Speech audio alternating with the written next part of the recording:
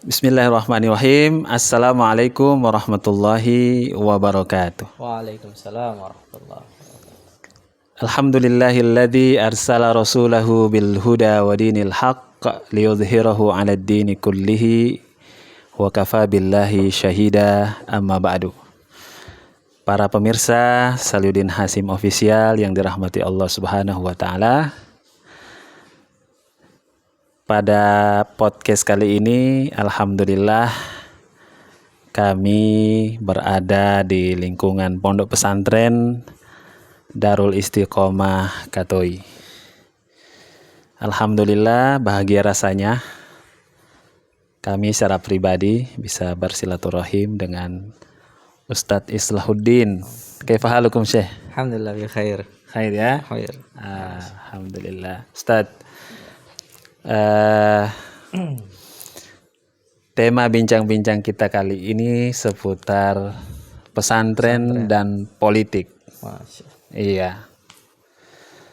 Gimana pandangan Ustadz terkait dua poin ini? Yang pertama, posisi pondok pesantren di tengah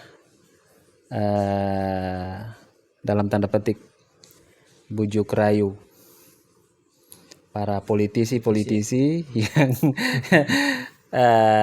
mereka datang bersilaturahim di pondok-pondok pesantren.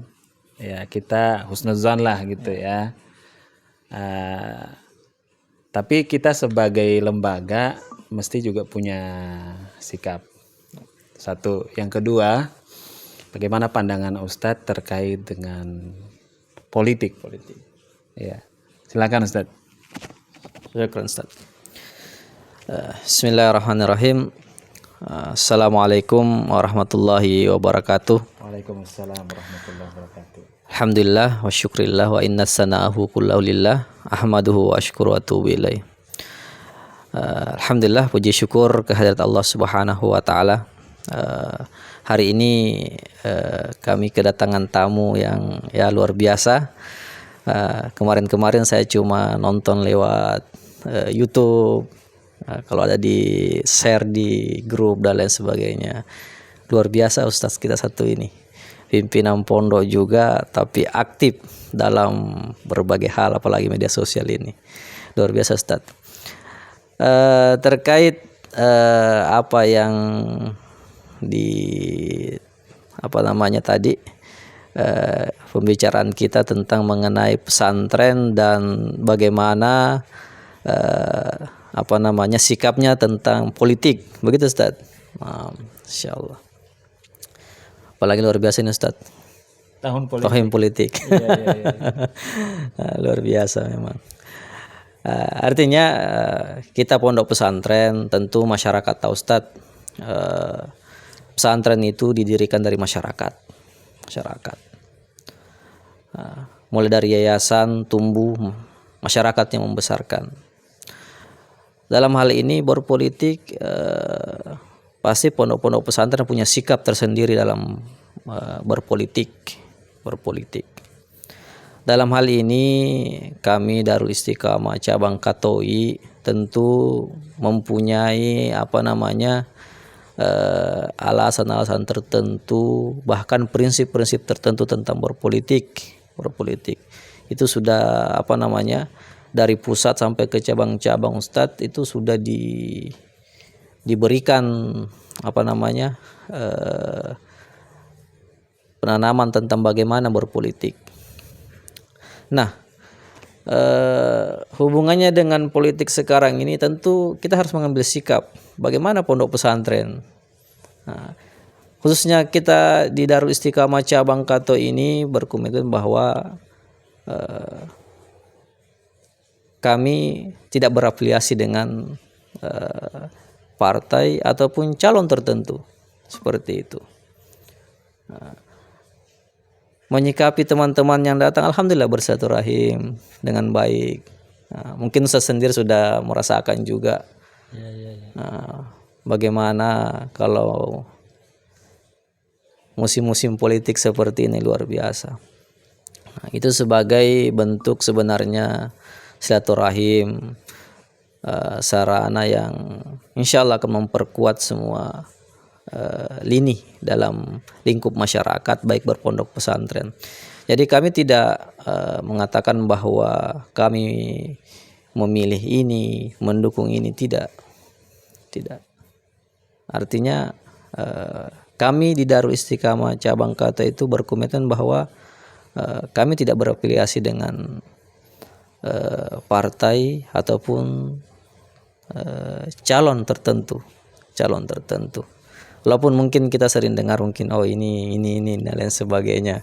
Nah, itu sudah biasa, tapi alhamdulillah lewat channel ini luar biasa ada sarana juga untuk memperdengarkan di tengah-tengah masyarakat bahwa Darul Istiqamah Katoi tidak berafiliasi terhadap partai ataupun calon tertentu. Seperti itu, Ustaz. Adapun bagaimana pondok pesantren ini ke depannya, insya Allah karena tumbuh dari masyarakat, lahir dari masyarakat, insya Allah akan melahirkan juga generasi-generasi, dan tidak menutup kemungkinan juga, Ustaz, santri-santri di sini juga suatu saat nanti akan jadi anggota dewan. Iya. Artinya memang kita hidup di negara yang memang berpolitik, mau tidak mau. Tapi karena kita berada dalam satu lembaga yayasan, artinya hal ini yang perlu kita jaga di tengah-tengah masyarakat, bahwa tidak sama sekali tidak berafiliasi dan mendukung calon-calon tertentu. Seperti itu, Ustaz. Untuk masalah-masalah mungkin di tengah-tengah masyarakat mengenai isu-isu dan lain sebagainya, mungkin kalau kita di pondok pesantren itu sudah menjadi tanggung jawab ataupun suatu hal yang mesti kita hadapi. Isu-isu ataupun hal-hal yang ada di luar sana, mungkin itu sudah menjadi perjuangan-perjuangan di pondok pesantren. Karena memang Ustaz, kita hidup di pesantren itu memang perjuangan. Perjuangan. Bukan cuma tahun politik. Di luar tahun politik pun beda-beda lagi. Ada hal-hal tertentu yang kita akan hadapi. Jadi ini curhat juga ini sebenarnya, Ustaz ini. Curhat sama saya atau sama pemirsa? Sama pemirsa. Iya. Bahwa di pondok pesantren itu memang kami dilihat seperti ini, tapi terkadang memang diuji dengan berbagai ujian dan cobaan. Jadi seperti itu. Mungkin pada kesempatan ini saya mengajak para pemirsa dan masyarakat khususnya Kabupaten Kolaka Utara bahwa di masa-masa politik seperti ini pilih dengan pilihan yang bijak. Seperti itu, Ustaz. Artinya kita bisa melihat mana yang bisa kita pilih. Seperti itu. Kalau perlu salat istihara juga. Kan begitu sunnahnya saja. Iya. Kalau merasa pilihan itu sulit, salat istihara. Masya Allah. Jadi mungkin seperti itu, Ustaz. Iya. Menarik ini pemirsa. Kalau mendengarkan jawaban-jawaban beliau tadi itu, saya bisa menarik beberapa kesimpulan. Pertama, pesantren itu adalah lembaga yang mandiri. Betul. Mandiri, tidak berafiliasi kepada partai politik tertentu. Ya, secara kelembagaan. Tetapi secara person, ya, di pesantren itu juga diajarkan tentang siasa. Betul. Ya, tentang politik. Ya, bukan berarti bahwa kita warga pondok pesantren, guru-guru di pesantren, para santri itu juga tidak mengerti apa itu politik. Karena salah satu makna politik itu adalah perilaku. Betul. Perilaku. Bagaimana ketika kita melakukan sesuatu ya dengan akhlak kita, dengan perbuatan yang baik kita, Maka kalau ditinjau dari sisi politik, sesungguhnya kita telah melakukan gerakan-gerakan politik, termasuk ya mohon maaf para caleg-caleg yang hari ini tiba-tiba menjadi baik begitu, tiba-tiba menjadi baik ya. Ya kami sih welcome gitu, selamat datang ya. Tidak menutup pintu kepada calon dari partai mana saja.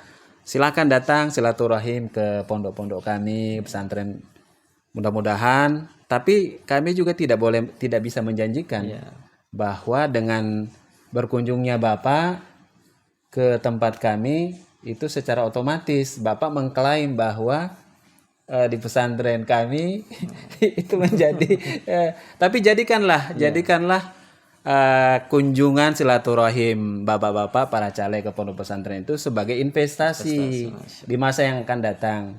Mana tahu bapak berjodoh ya, diberikan amanah, direstui oleh Allah Subhanahu wa taala menjadi anggota DPR di Kabupaten Kolaka Utara. Ini insya Allah kami pondok pesantren insya Allah, meskipun kami tidak menyebutkan bahwa calon mana yang akan kami dukung, itu kami sudah bisa melihat ya. Kira-kira begitu Pak Ustadz ya. Jadi berikutnya Ustadz saya ingin bertanya bahwa di antara para calon itu kan tentu kita juga mengenal secara pribadi atau mereka berasal dari partai politik yang mana ya. Mereka juga datang dengan keikhlasan insya Allah berpartisipasi membantu pondok pesantren kita. Kalau menurut pendapat Ustadz, insya Allah kan di tanggal 14 Februari nanti ini kita akan menyalurkan hak politik kita untuk memilih perwakilan kita tanpa menyebut partai dan orangnya. Bisa Ustadz menurut pendapat Ustadz ya, ciri-ciri calon yang Ustadz rekomendasikan untuk kita dukung di pemilu 2024 ke depan Ustadz. Ini kalau bukan nama, bukan partai, menyebut ciri-ciri ini luar biasa juga ini Ustaz. kita rahasiakan saja. Paling tidak Ustadz, artinya kami akan memilih pemimpin itu paling tidak melihat siapa orangnya. Satu. Siapa dia? Artinya kenapa kita melihat siapa dia? Karena memang dari kepribadiannya bisa kita melihat. Dia jangan sampai kita tidak tahu kepribadiannya, kesehariannya, lalu kita bilang ini saja. Susah juga Ustaz. Bukan karena iming-iming? Bukan juga. Soalnya sekarang ini banyak iming-iming. Itu yang pertama, siapa dia. Yang kedua tentu kedekatan kita dengan mereka akan menjadi pertimbangan juga Ustaz. Kedekatan. Artinya kedekatan ini dalam hal-hal bagaimana setiap kegiatan kita di masyarakat mereka hadir, kita di pondok mereka pun hadir, pengajian, seperti itu. Apalagi kalau dalam hal membantu kita dengan hal-hal yang menyangkut masalah finansial pondok pesantren, tentu akan menjadi pertimbangan tertentu, seperti itu. Banyak orang bertanya Ustaz, seperti ini ada keluarga ini, seperti itu. Itu juga menjadi hal pertimbangan juga. Makanya kalau menyebut ciri-ciri sebenarnya itu agak susah